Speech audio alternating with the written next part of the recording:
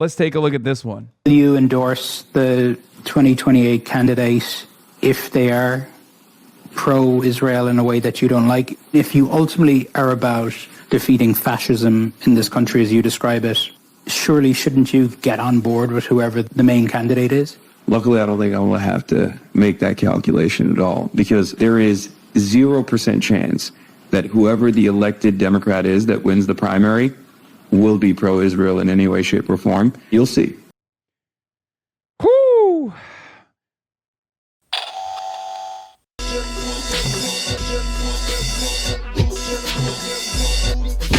What gives? Антисемитизмом называется распространение вражды к евреям.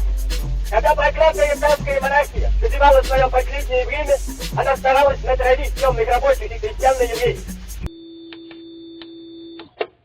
The person who founded Moms Demand Action is very upset at the language I'm using. Wow, oh my God.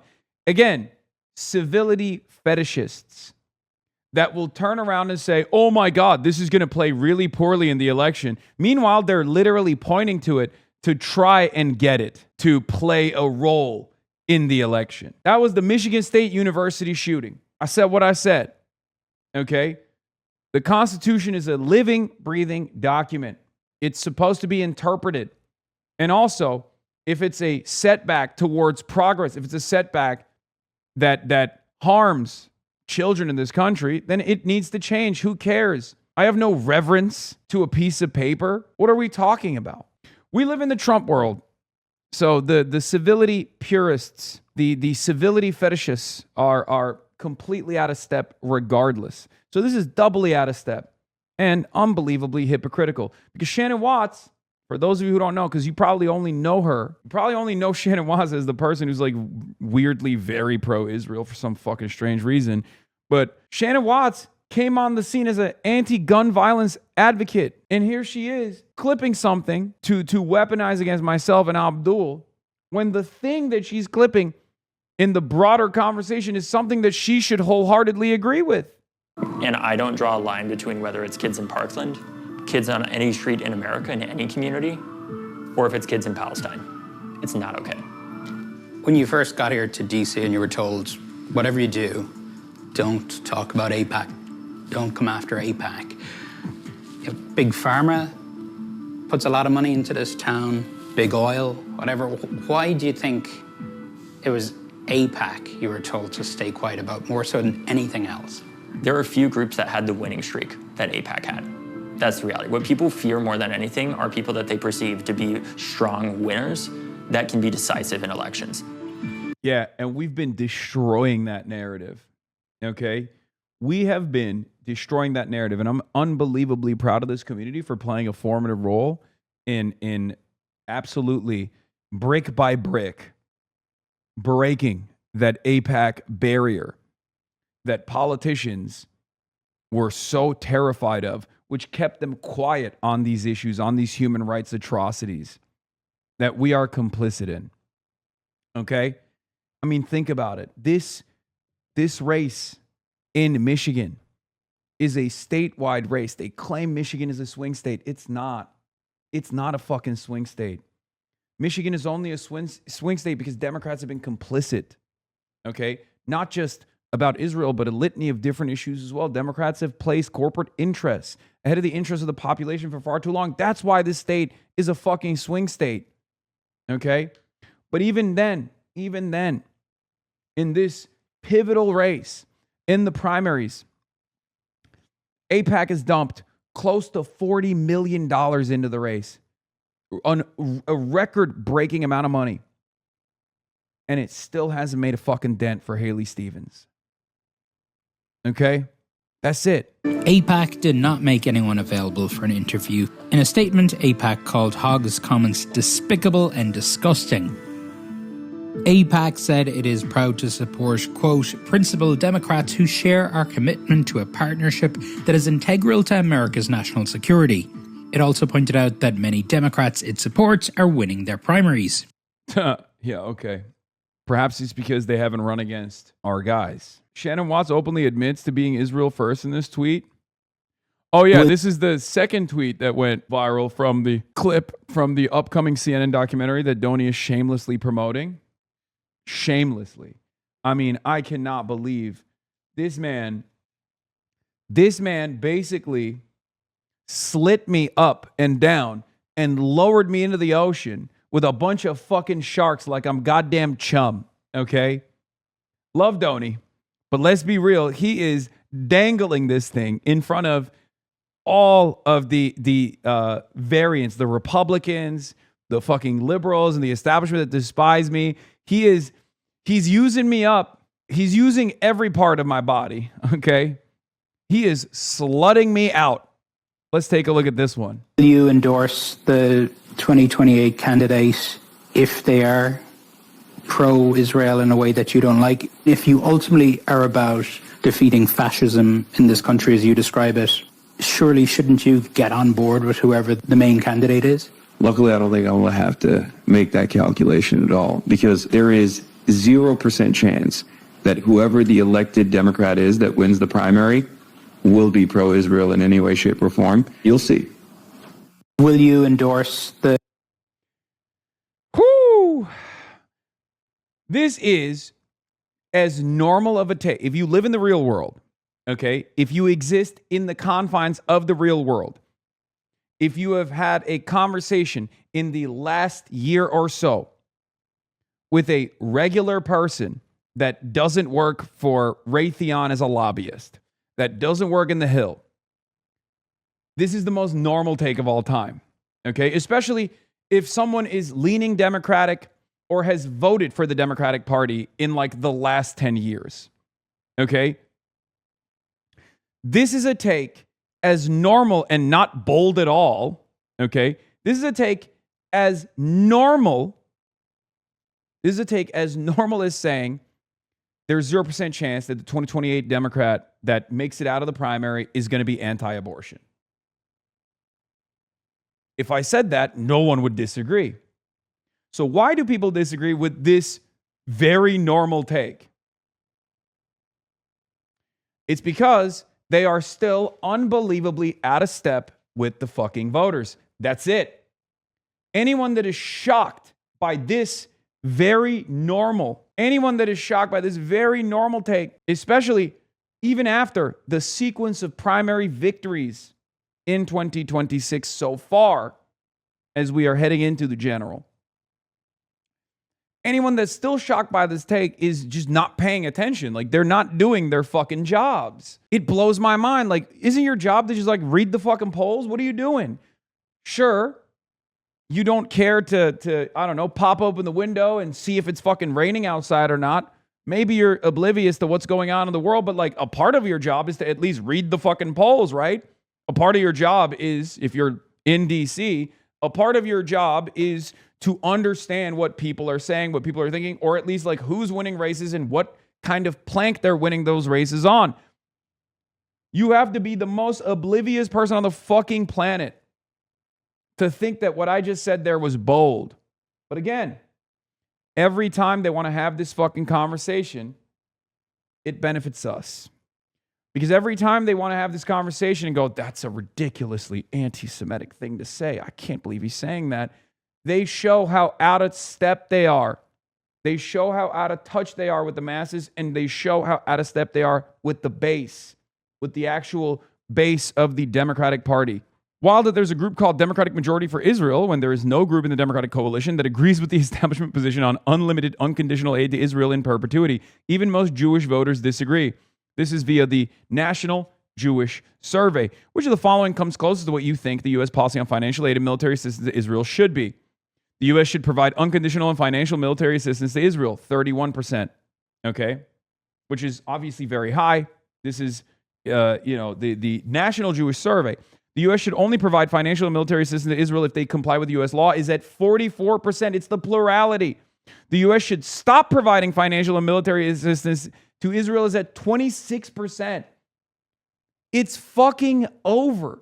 Because the current attitude in D.C. is unconditional aid. Shut the fuck up. How dare you even question this? What are you, an anti-Semite? What are you, out of your fucking mind? Meanwhile, this is American Jews by plurality saying, at least make them fucking, follow the law. Or saying, no, embargo. 26% of American Jews say no, embargo. Yeah, Scott Jennings, he speaks the truth. The number one plank of the Democratic Party platform is and will be anti-Semitism above everything else. It's anti-Semitic to oppose sending aid and arms to a country that's doing genocide and maintaining apartheid while falsely claiming it's doing it for all Jews? What a strange thing to say. Would you ever do that panel show Jennings is on, or do they only let you on CNN in super edited pre-produced segments? Yes, they will never have me on MSNBC. They will never have me on CNN. Let's be real. It's not happening anytime soon. I mean, that might change. Who knows where we'll be by 2028, but for the time being, well, CNN in 2028 is going to be under the control of Ellison, so they'll definitely never have me on. But you are the breaking news story every day on Hannity now? What the fuck? Sean Hannity has made Hasan the breaking news story on Fox News every single day this past week. He no longer needs to explain who Hasan is because everyone in his boomer audience already knows him now. The U.S. Senate, we have a full report. John Fetterman has a message from Michigan's radical socialist-backed Senate candidate who likes to campaign with Hasan Piker, and more straight ahead. I cannot believe this fucking puffy-faced loser said he wanted me to go on his fucking podcast. I literally said I would fly out to Florida for him to do his goddamn podcast, and he backed away, and then he chirps about me every fucking day. I'm so mad. He had a goddamn war criminal on his fucking podcast that he paywalled the interview portion of before he had my ass on, talking about me every day, never talking to me. Holy shit. But yeah, this is expected. This is expected, right? This is expected. We know that Fox News is going to be doing this. Obviously, it's their midterm strategy. It's very stupid. It's not going to work, but it doesn't matter. It's really funny that they're like trying to get people to be agitated enough about who I am so that like the mere mention of my name will at least like invoke some kind of fear, some kind of fury. And then they'll be like, this guy is hanging out with the Democrats. And then the boomers will be like, oh, we got to go out and vote. They're fucking stupid, right? But what's frustrating, what's been endlessly frustrating, is seeing that exact same attitude from Democrats. Obviously, Shannon Watts right here is demonstrating that. Says with the Israel take that I had, which is a perfectly normal take. If you're a Democrat, you should know this by now. Either idiocy or sabotage to be giving these kinds of interviews going into the primary election. There's 0% chance any 2028 Democrat nominee will be pro-Israel in any way, shape, or form. So stupid. Shannon, if you've been around normal folk in the last year that have voted for a Democrat in the last decade, you'd know this take is as uncontroversial as claiming the 28 Dem nominee won't be anti-abortion. Hey, yo, Hasan, want to jump into a quick game of Fortnite? Nah, dog, I'm sorry. I can't play Fort right now. Thank you. Dem nominee will be pro-choice. That's a better way to frame that.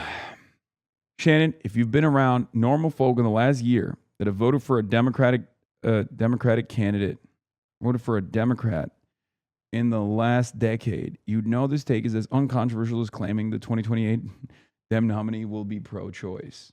New Michigan poll dropped. Latest Zenith research poll on behalf of Abdul Al-Sayed's Fighting for Michigan PAC finds Al-Sayed leads Haley Stevens by 19 points. This was conducted between July 26th to July 30th.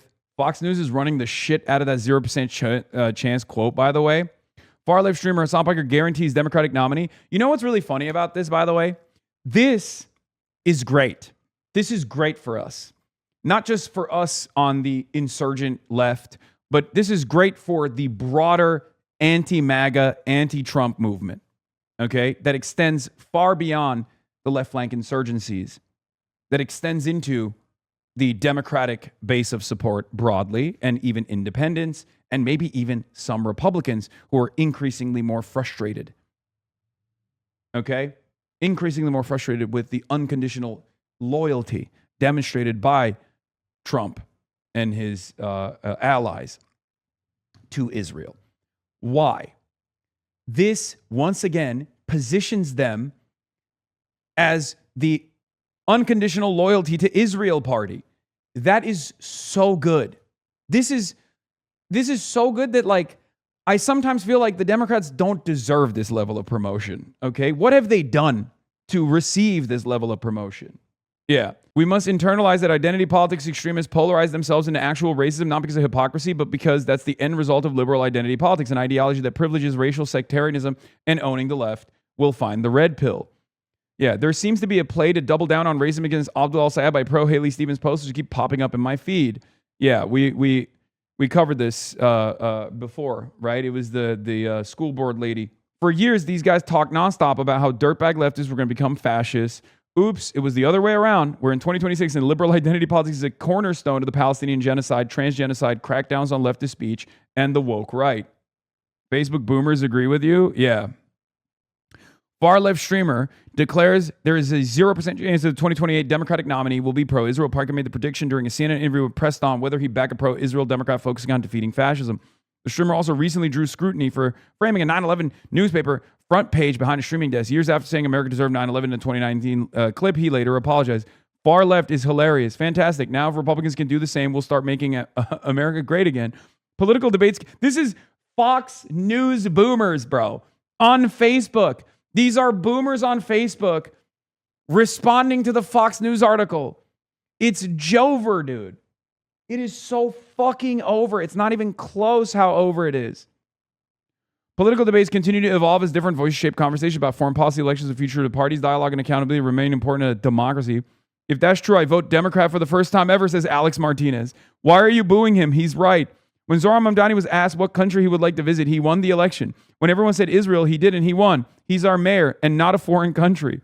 From his mouth to Jesus' ears, amen. There's a chance they might be anti-America as well. I think we need someone who's pro-United States. Criticism of the Israeli government's actions, blah, blah, blah. If he's far left, that's funny. That'd be great. America first. He's correct on all accounts. Oh no, not nuanced thought. This man's hate for Israel and the Jewish people is disturbing. What's more disturbing is the people who listen to him. He only has hate in his heart. 26 people laughing at that comment. That's what's really funny about this. Donald Trump tapped into populist rage very effectively, but because he's a con man, he didn't actually follow through on it. Like the isolationist perspective. No more wars. He's the peace ticket. This is the pro-peace ticket. America first. Let's rebuild our industrial base. These are not controversial ideas. These are universally positive ideas that the American voters are demanding. They're begging. Trump happened to capitalize on the Democratic Party's inability to address these demands. That's it. That's it.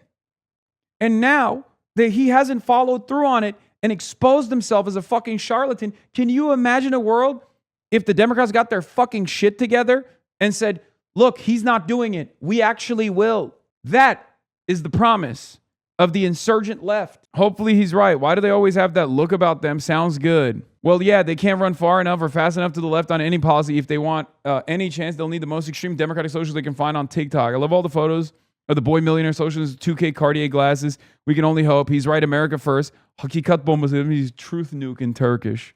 You can't really be focused on defeating fascism and pro-Israel at the same time. And that's why they will win easily in 2028 and 2032. Trump has been the best president Democrats ever had. He will hand him all three houses for years, maybe decades. No lies detected. America first is now considered far left. Wow, in the 18 toss-up House districts, 92% of black voters and 75% of Hispanic voters were less likely to back a candidate who strongly supports Israel and continued U.S. military aid. 61% of moderates were less likely to support a pro-Israel candidate. Holy fuck, this is the truth Samson option, okay? This is the truth nuke of all nukes. What are we doing? God, the Democrats are so fucking incompetent. It's awesome. I'll be honest with you. If they were smarter about this shit, if they tried to play their cards a little bit better, if they weren't such corporate stooges, they literally would have recognized the moment and would have at least tried to present themselves as being like critical of Israel, but in the appropriate way. But they didn't. Because they're such corporate stooges. They're such goddamn corporate stooges that they could not get themselves to say the necessary things to even lie to the base. And here we are. Their inability to play the game has caused them. What is this? Shannon, you've been around normal folk. You couldn't organize your way out of a Halloween maze? I mean, who cares? Whatever. Yeah, she's right. Fine. Organizing for Shannon literally means getting paid 20 grand a pop to go speak at events. Oftentimes fundraised by pro-Israel donors. Okay? That's what organizing means to her. If I'm so bad at organizing, then why the fuck are my candidates who are getting outgunned and out fundraised by outside expenditures beating the shit out of your candidates all up and down? Centrist liberals are now sounding indistinguishable from MAGA in the way they're panicking over Hasan and the DSA. Let's take a look. A small faction of radicals drive more people toward Donald Trump. There is a small group of far-left extremists gaining influence. Democratic socialists who now have a chokehold all over the Democratic Party. The reality is very, very scary. At this point, a majority of the governing board is controlled by people who are explicitly communists. They attach themselves to popular causes. They take real concerns about healthcare, housing, police misconduct, and use them to sell what is actually an authoritarian worldview. They want to toss out our Constitution, eliminate all checks and balances. They want to concentrate power, control entirely the means of production. Or you move in this incredibly authoritarian way, right, where you get secret police, people being rounded up and brutalized. And I'm afraid that that's what we're seeing in DSA right now. These are people who even 10 or 15 years ago but would have been relegated to the outer extreme fringes of the Democrat Party. Over a 10-year period, we saw the organization just become more and more extreme. 10 years ago, when I would interview DSA people, socialists, etc., they would say to me very soberly, they would go, listen, David, I'm a socialist, you're not. But our next stops on this bus are the same. Yeah, we still say that. It's just the problem is you don't want to be on the bus no more. That's the issue. That's the issue. The issue is the bus unfortunately has been moving in the opposite direction because it's been, the driver is Donald Trump. Yeah. Okay.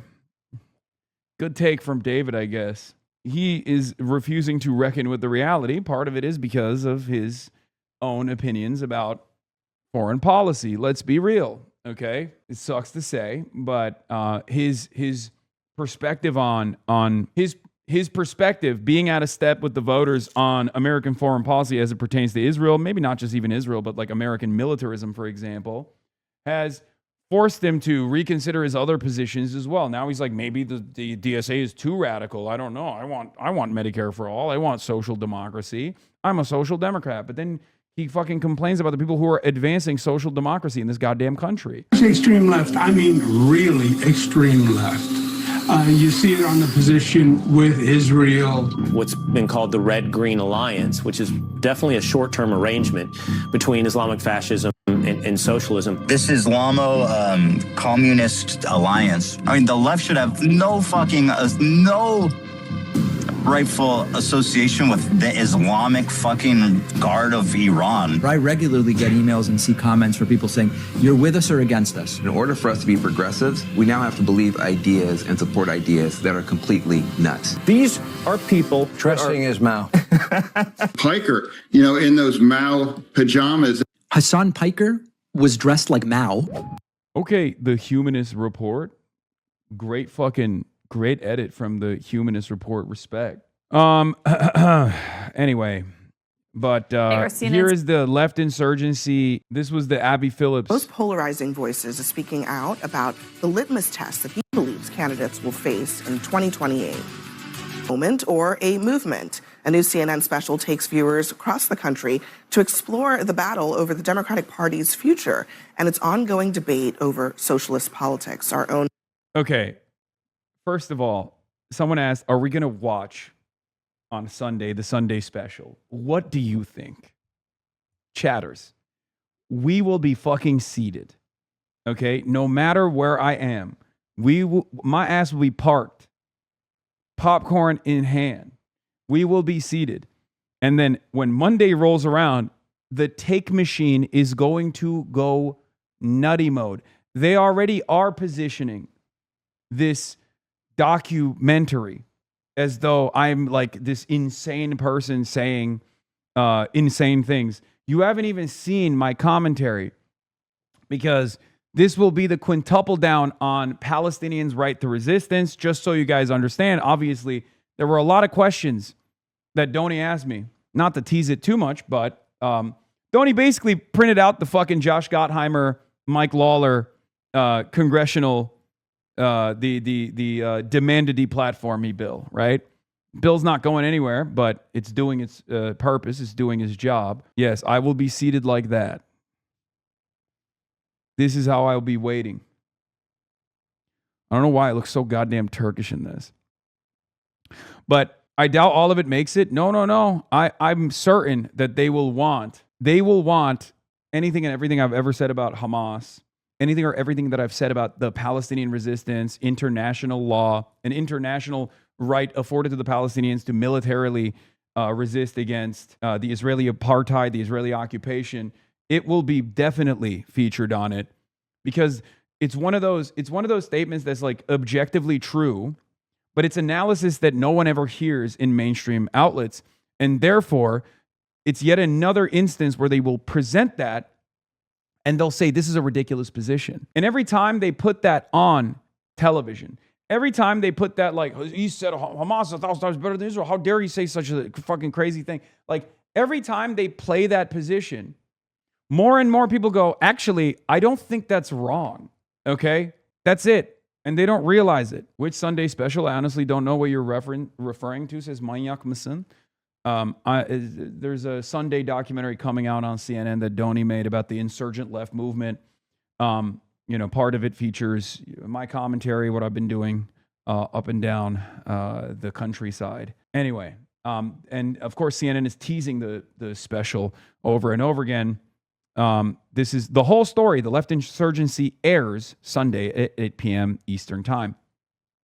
Donie O'Sullivan sat down with one of the left's most controversial figures and who offered a bold prediction about 2028.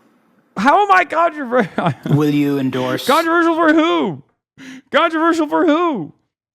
The 2028 candidate, if they are pro-Israel in a way that you don't like. If you ultimately are about defeating fascism in this country as you describe it, surely shouldn't you get on board with whoever the main candidate is? Luckily, I don't think I will have to make that calculation at all, because there is 0% chance that whoever the elected Democrat is that wins the primary will be pro-Israel in any way, shape, or form. You'll see. Donie joins us here at the table now. So, Donie, in your reporting, what do you think is the balance between the sort of economic populism that's motivating some of the candidates and this Israel issue, which is very real, that Hasan Piker is talking about? Yeah, it's huge, and they view this as going hand in hand. I mean, the reason I asked Hasan Piker that question, and I'm guessing most people watching this program now know who Hasan Piker is, but for those who do not, he has become the sort of lightning rod within the Democratic Party, within the debate for what direction the Democratic Party should go. The reason I asked him that question was because we bumped into him, we interviewed him at the 2024 DNC. He had been invited as part of the DNC as they tried to broaden their tent and bring creators in. He was there streaming live, and he was not supporting Harris. He did not endorse her. He didn't tell his viewers to vote for her. And I think, this is the real crux of this problem, this issue here, is that... They call themselves was it the Uncommitted? The Uncommitted movement, yeah. What's up, sir? How are you doing? Fantastic. Only other guy who I mean, the man who hype mogs me every time. Yeah. How you doing? The last time we spoke IRL, I know, it was outside the 2024 DNC. It was suspected that it was that conversation that led me to get kicked out of the DNC. No way, because you talked to me? Well, not you, but just like in general, it was He's uncommitted. You wanna? This is a journalist. You wanna explain who you are? What's your name? Simon. Abbas. Nice to meet Magazine. Nice to meet you. Nice to meet you too, Simon. Sorry, can I touch your name? My name is Abbas. Abbas.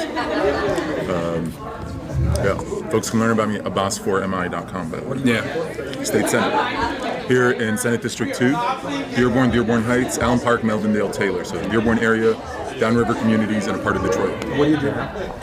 I'm running for state senate. But he was in the Uncommitted movement. Okay. Yeah. I was one of the co-founders of the Uncommitted movement. Because you were like half at the DNC. So what happened is first day DNC starts, I went to the protest, of course, instead of immediately going to the DNC.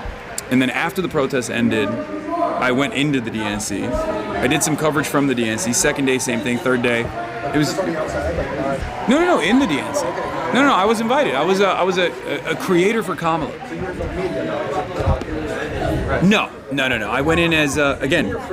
Yeah, I was a creator for Kamala, which is really interesting because I think at the time there was like the DNC did not like DNC as the establishment does not like me, and they never did for obvious reasons. But the Kamala campaign, I think, was more excited about like bringing additional eyeballs to the entire event, and they were pretty nice. They gave me a crazy suite that like, you know, all these other media outlets had to pay $500,000 or whatever for, right? Like, so I had like crazy seats. Well, the first day was just like impromptu. It was a bar cart that I was streaming off of. I think you could see an image of it when Donie was like filming me.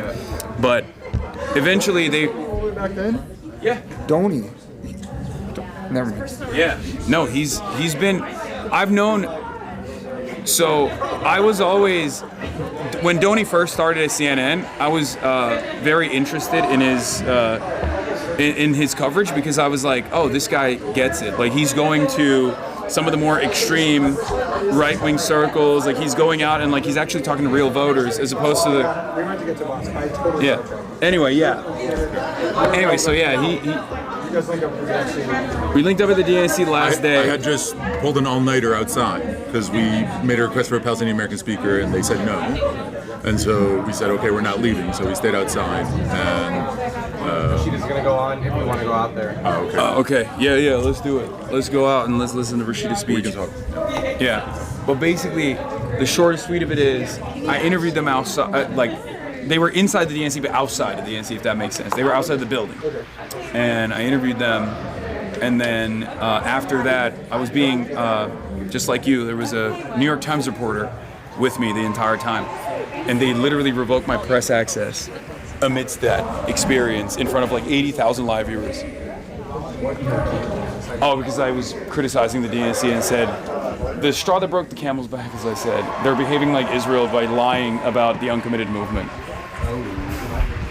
And then they proved the point by kicking me out. Yeah, that's what I said. But they did it in a way where it was like ambiguous. It was just like, oh, you don't have access to this floor anymore. You know, that kind of thing. All right, let's go listen to Your favorite film? Of course. Let's do it. Hello. Nice to meet you. Nice to meet you. Thank you so much. But I think, you know, you could see where this is going in terms of as we get into the 2028 primary, probably beginning on New Year's Eve, right? This year is that will the party come together at the very end? It looks like they are. Yeah, to be fair, I was excited about the changes that were taking place in the party until I saw her speech. The last day at the DNC was the day where I was like, oh, fuck, it's over.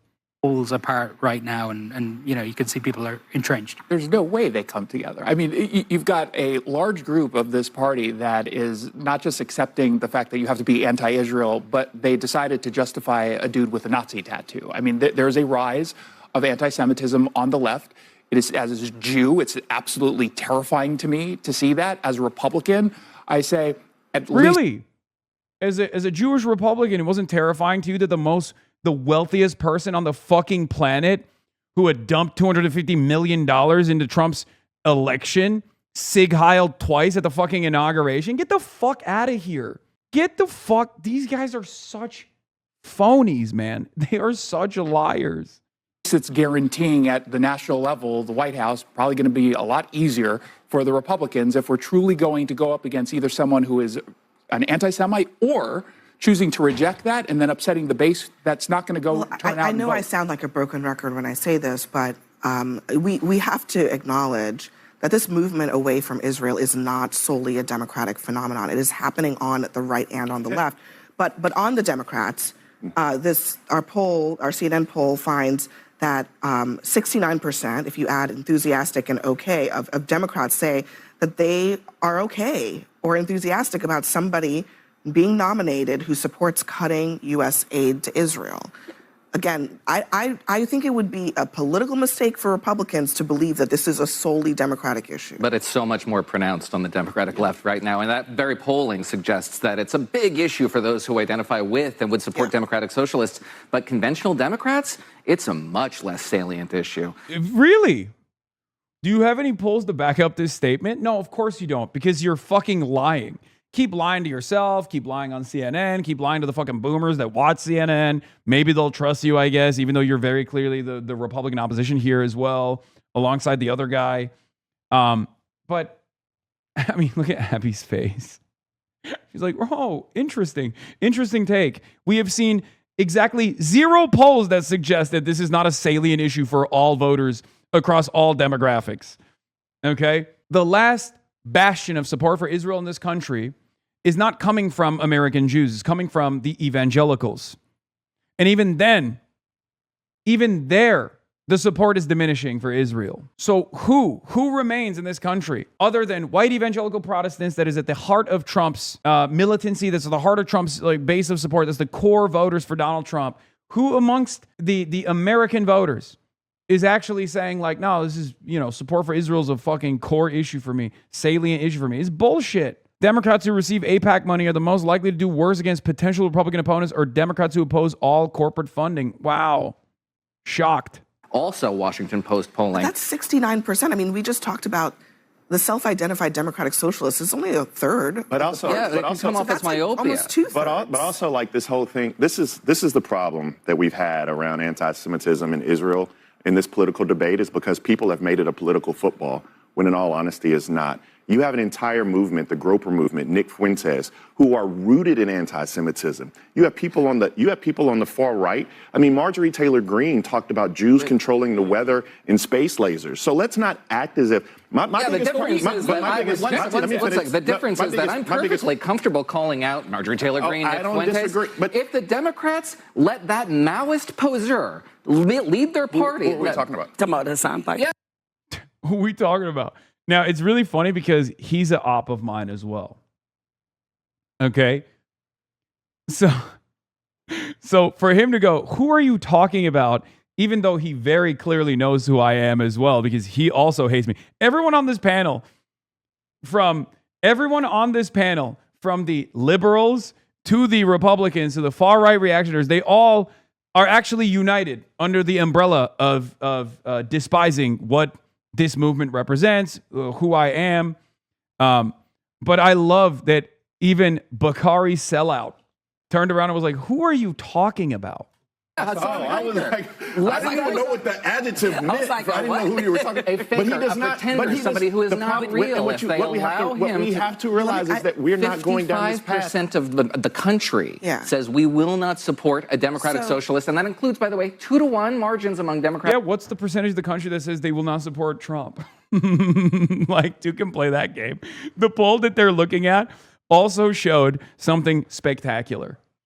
A lot of people immediately, a lot of the centrists, a lot of the Republicans, like immediately went and cherry-picked data points. They're being like, the DSA is so unpopular. The DSA is so unpopular.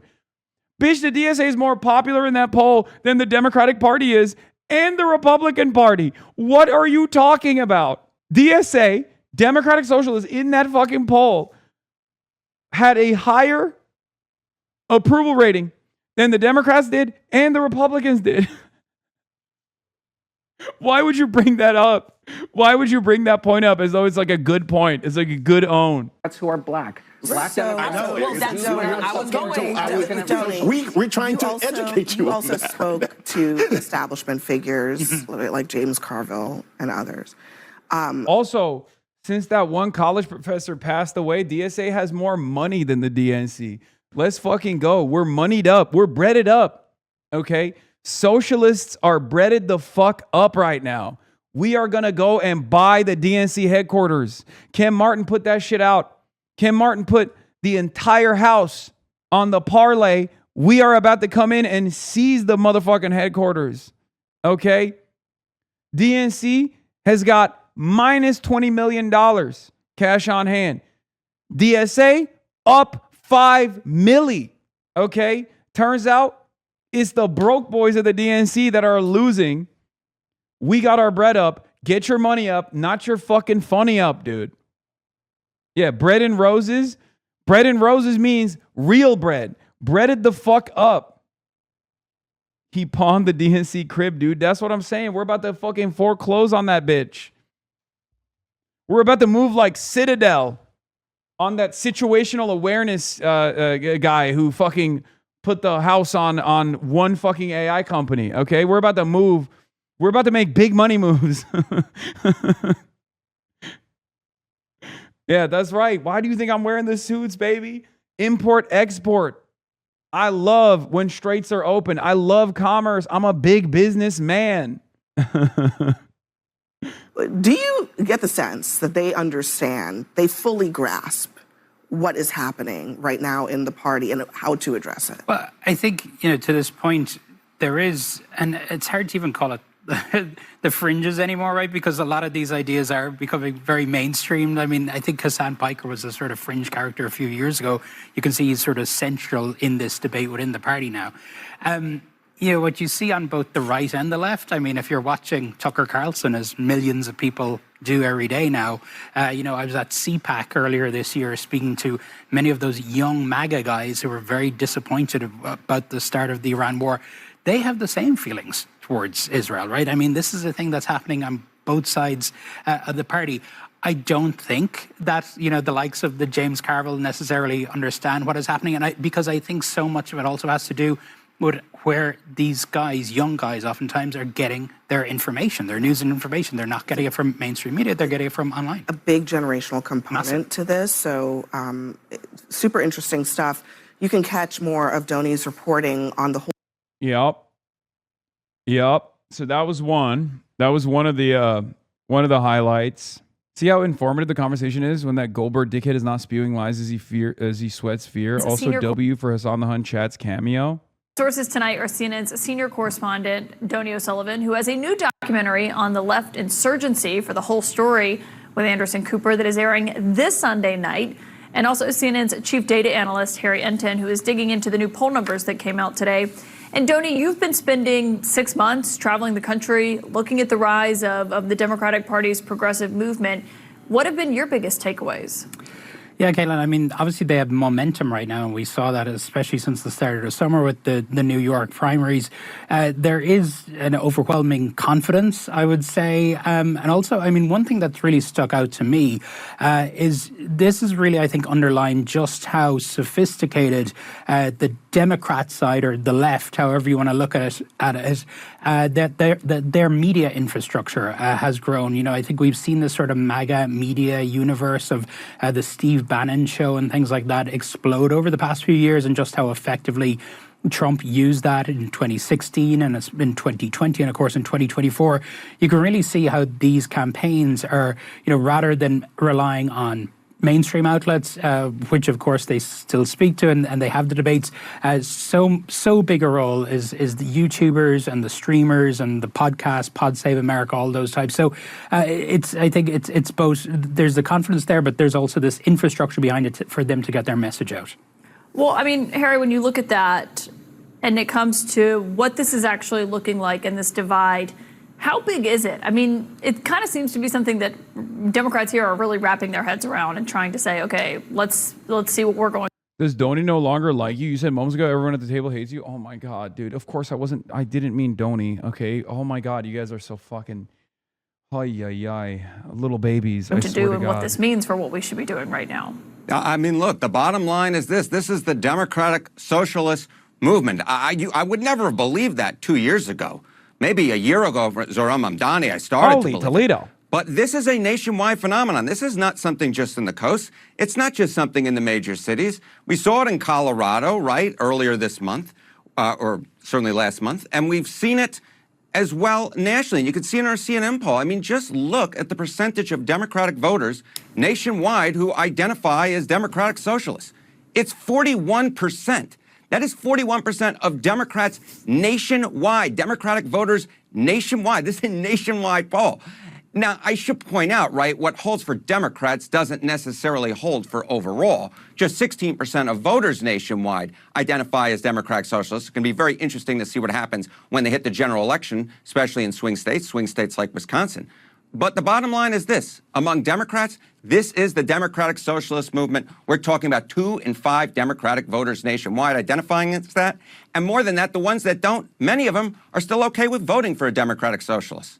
Well, I mean, when we see the popularity, obviously, we see the positions and what those look like. And some of them have, more extreme positions. They want to abolish ICE entirely, Donie. And so when you look at those positions that moderate Democrats raise concerns about hurting them in the fall, when you talk... Holy Toledo fucking loves what's happening. Dude tries so hard to control himself.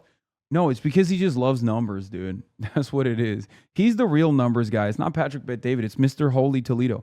Anytime he sees another poll that's like, anytime he sees a poll where like the DSA is surging in numbers, he's like, oh my God, these are new numbers that I've never seen before. That's the only reason why he's excited. It's not like he's like ideologically a socialist or anything. He just ideologically a numbers guy. To some of the biggest progressive podcasters, streamers. One of them is Hasan Piker that I know have interviewed for the documentary on Sunday night. When you talk to them and the concerns that you hear from the more mainstream Democrats, what do they tell you?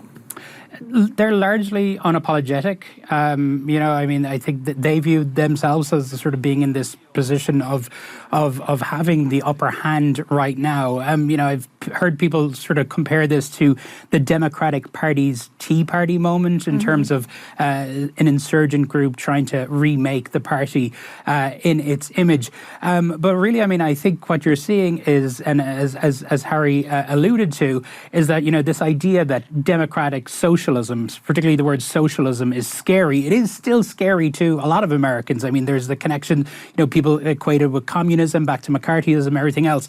Of course, what we're seeing is many young people view democratic socialism as Norway and many European countries. They're not thinking of Soviet Russia or something like that. But of course, the key question is going to be, how will all that actually play out in a general election, which of course is why Michigan is so critical on Tuesday. Yeah, and obviously we're looking to that on Tuesday. When you're looking at this and whether or not these candidates can win, Harry, what do the numbers show you so far? We're talking about Wisconsin, right? We're talking about Wisconsin. Hong, very much the clear, in the driver's seat, that primary, not on Tuesday, but just a few weeks away. Look at the general election polling. She can win. She can do this thing. At this particular point, given how unpopular Donald Trump is, I think anyone that has any semblance of any sort of campaign that, doesn't completely turn off voters can win. You see it right there among likely voters. Now, maybe if she was more towards the center, she'd be blowing Tiffany out. But the fact is, in a year in which Donald Trump's approval rating nationwide in our latest CNN poll was, 34%, just 1 in 3? And we're talking about 2 in 3 Americans who disapprove?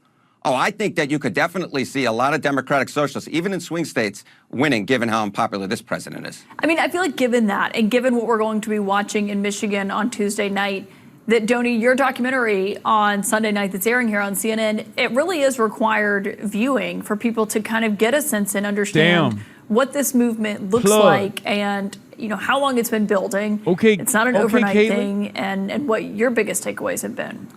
That is so kind of you to say, Caitlin. I agree. She said is required viewing. Harry Emden laughing, smiling from ear to ear because he knows new numbers will come out. Okay? Not because he's a loyalist, not because he's a socialist, none of that. Just he knows that is going to yield even newer numbers he's never seen before. Okay? It is absolutely required viewing. And, you know, we've as you mentioned, we've been traveling the country all throughout the year doing this. I want to play a clip from the No Kings protest here in Manhattan from a few months ago, where we spoke to Cynthia Nixon. You might remember her as Miranda on Sex and the City. She ran as a Democratic Socialist candidate back in 2018, and she just talks about just how much things have changed over the past few years. I think the Democratic Party, because of its donor base, keeps trying to push its base towards the center, and nobody wants to be in the center right now. I've always identified as a Miranda. Well, thank you. What has, do you think, changed within the Democratic Party since you ran for governor? I think not enough has changed within... Is Caitlin low-key a Marxist? You guys are insane, dude. You're actually insane. No, she's not. What the fuck are you talking about? The Democratic Party. And I think the Democratic Party is a slow, lumbering giant, very slow to wake up. No Kings! No Kings! No Cuomo! No Cuomo! No ICE! No ICE! The election of Zoran Mamdani. It's a Democratic Socialist, which is a dirty word for a lot of people. We've got... Yeah, remember that? Wow, Zoran, he smiles so much. He's so nice. Why can't anybody else be like him? Is so funny because they just completely wiped out how vicious Zoran could be at times. Necessary, by the way, during both his primary and also in the general for the mayoral race. Like, people just completely forgot how Zoran was and how he got and what kind of attacks he received as well. But like, it is really funny where they're like, well, look at Zoran. He's like, he's playing ball with the rest of the Democrats. Why can't you guys be like Zoran? It's like, trust me, I don't even think Abdul has done half of what Zoran did during the fucking primaries in his primary. Okay.